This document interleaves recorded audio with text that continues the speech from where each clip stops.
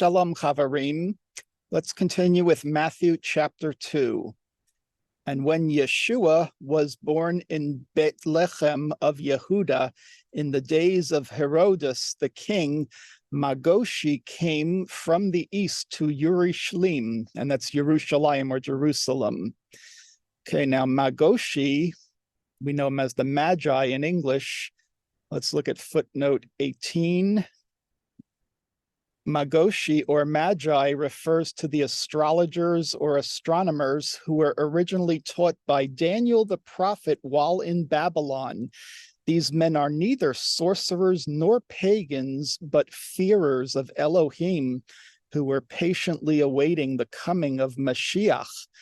What they had learned from Daniel was becoming a reality, and they had traveled to bear witness of Mashiach's birth and bring the good news back to their homeland. One of the titles of the Mashiach, Bar Enosh, like Hebrew Ben Adam, can also mean son of man or simply man. Daniel 7:13 and 14. So let's take a look here at the interlinear Bible for Daniel 7. Okay, Daniel 7:13. Was watching I in visions night and behold, with clouds of heaven, the one like a son of man came coming, and too ancient of the days. He came, and before him they brought him near. Verse 14. And to him was given dominion and glory and a kingdom that all peoples, nations, and languages him should serve. His dominion is dominion and everlasting, which not shall pass away, and his kingdom, which the one not shall be destroyed. Wow.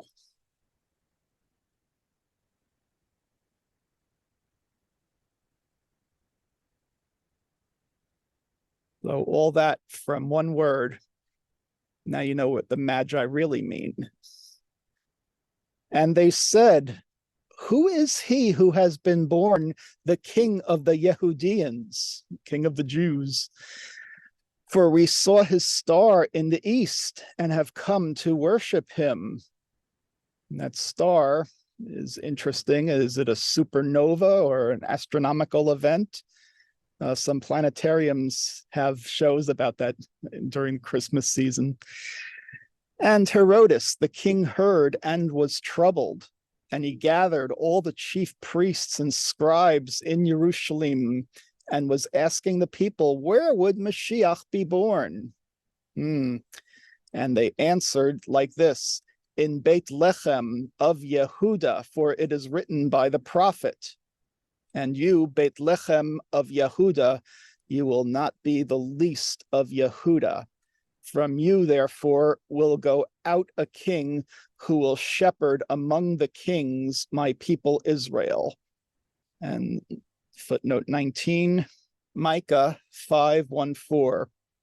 Yeshua is the shepherd king of Israel. Critics of the New Testament point out that such quotations are not precisely recorded here, as in the Tanakh. However, the fact remains that no other Jewish personality comes close to the name and fame of Yeshua. Micah 5:1-4, just verify that. Okay, Micah 5, a ruler from Bethlehem. Now gather yourself in troops, daughter of troops. Siege he has laid against us. With a rod they will strike on the cheek the judge of Israel. But you in Bethlehem, Ephrathah, little though you are among the thousands of Judah, out of you to me shall come forth the one to be ruler in Israel, and whose goings forth are from of old, from everlasting. Therefore he shall give them up until the time she who is in labor has given birth, and the remnant of his brothers shall return to the sons of Israel.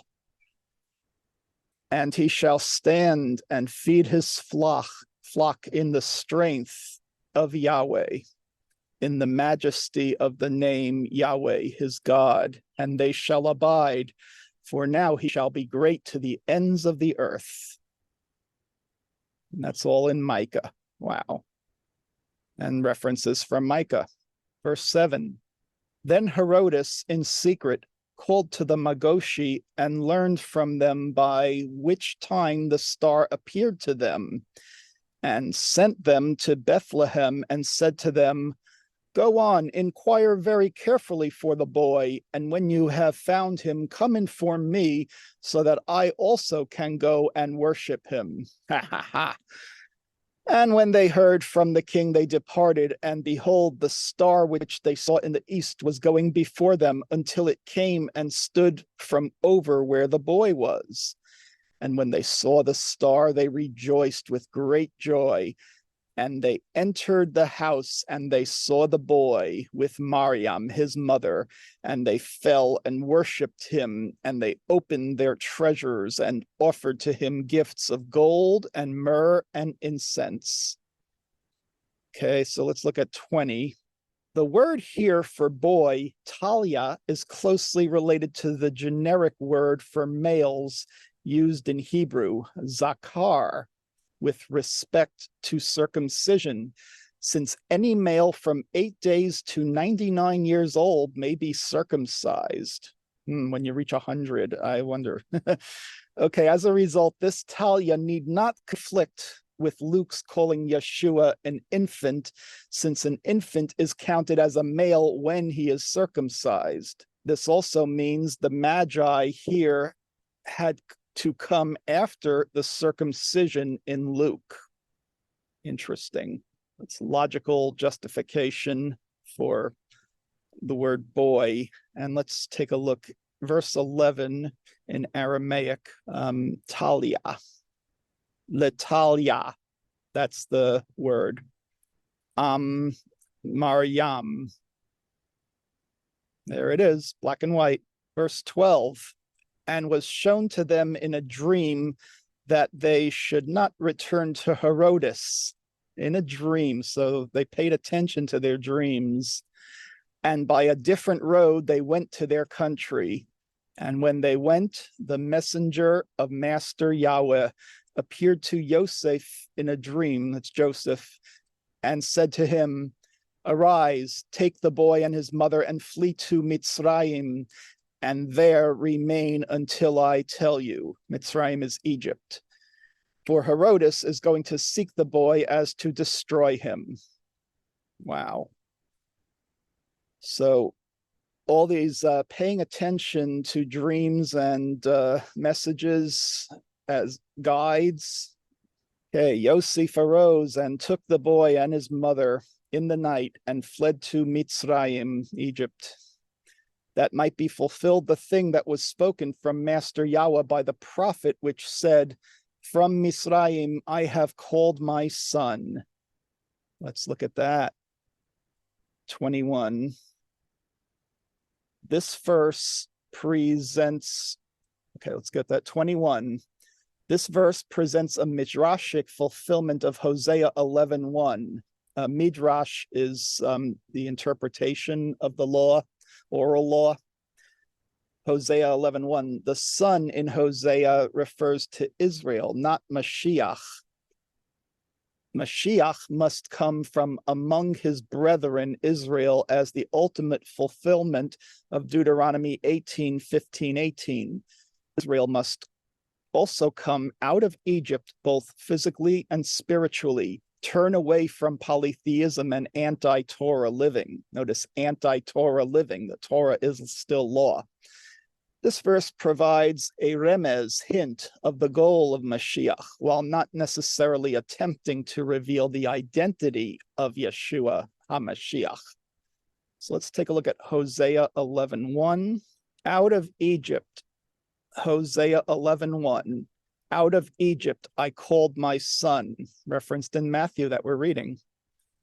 When a child Israel was, and I loved him, and out of Egypt I called my son, as they called them, so they went from them to the Baals. They sacrificed, and to carved images burned incense. Okay, Deuteronomy 18, verse 15. A prophet from your midst, from your brothers, like me, will raise up for you Yahweh your God. Him you shall hear, according to all that you desired of Yahweh your God in Horeb, in this day of the assembly, saying, not let me hear again the voice of Yahweh my God and great fire, nor this let me see any more, and lest I die. And said Yahweh to me, is good what they have spoken.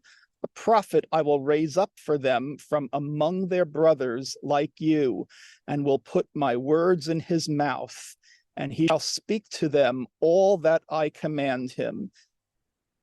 Wow. So this prophecy was actually referring to Yeshua. Now, Horeb, let's see where that comes from. Exodus, on the rock at Horeb, and you shall strike, you shall smite on the rock. So I want to see that verse. Okay, behold, I will stand before you on there, the rock in Horeb, and you shall strike the rock, and will come out of it water that may drink the people. Did so then Moses in the sight of the elders of Israel.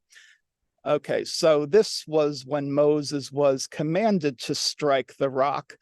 But what is important is the next time he was commanded to speak to the rock, and he did not. He struck the rock, and that was his great sin. Now, why is it such a great sin not to speak to a rock, but rather to strike it? Well, the Israelites then perceived it as like a magic trick or something, an illusion, not the voice of God. If he had spoken to the rock and water had come forth, then they would have definitely seen the power of Yahweh working in their world. But because Moshe disobeyed the word of Yah in that moment, he was not permitted to enter the land of Israel. So when you have such a high esteem as Moshe, you have high standards, and he therefore was not able to cross over the Jordan River into Israel. Instead, Joshua was then the leader. And yeah, it's a very sad thing thinking Moses, I messed up. But it's a lesson for all of us in humility and avoiding the temptations of this world. That all came from footnote 21. Then, when Herodas saw that the Magoshi mocked him, he was very angry and sent and killed all the boys of Beit Lechem and of all from its borders, 2 years and under, according to the time that he inquired from the Magoshi. So this is a parallel to Egypt, where all the male children were thrown into the river. Then was fulfilled the thing that was spoken through Yirmeyahu the prophet, that's Jeremiah, who said, a voice was heard in Ramtha, great crying and wailing, Rachel crying for her sons and not desiring to be comforted because they were not. So this is Jeremiah. Let's see the reference, 22. Jeremiah 31, 14 and 15. Jeremiah 31, 14. And I will satiate the soul of the priests with abundance, and my people with my goodness shall be satisfied, says Yahweh.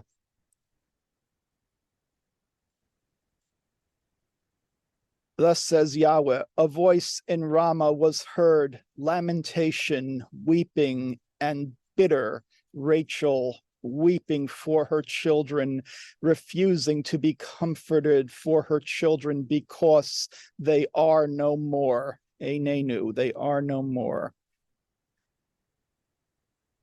Other references to being no more. No longer alive. Verse 19. And when Herodes the king died, the messenger of Master Yahweh appeared in a dream to Yosef in Mitzrayim and said to him, Arise, take the boy and his mother and go to the land of Israel, for they have died those who were seeking the life of the boy. So Joseph was using the divine internet to find out the news about the death of Herod. 21, and Joseph arose, took the boy and his mother, and came to the land of Israel. And when he heard that Archelaus was king in Yehuda in place of Herodes, his father, he was afraid to go there. And it was revealed to him in a dream that he should go to the land of Galilee. And he came and dwelt in the city that is called Nazareth, so that might be fulfilled the thing that was spoken by the prophet, that he will be called a Nasraya. So I want to see the Aramaic for Nasraya.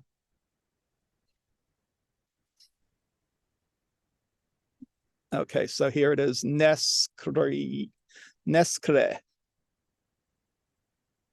He shall be called Denariah, Neskraya, Nazarene.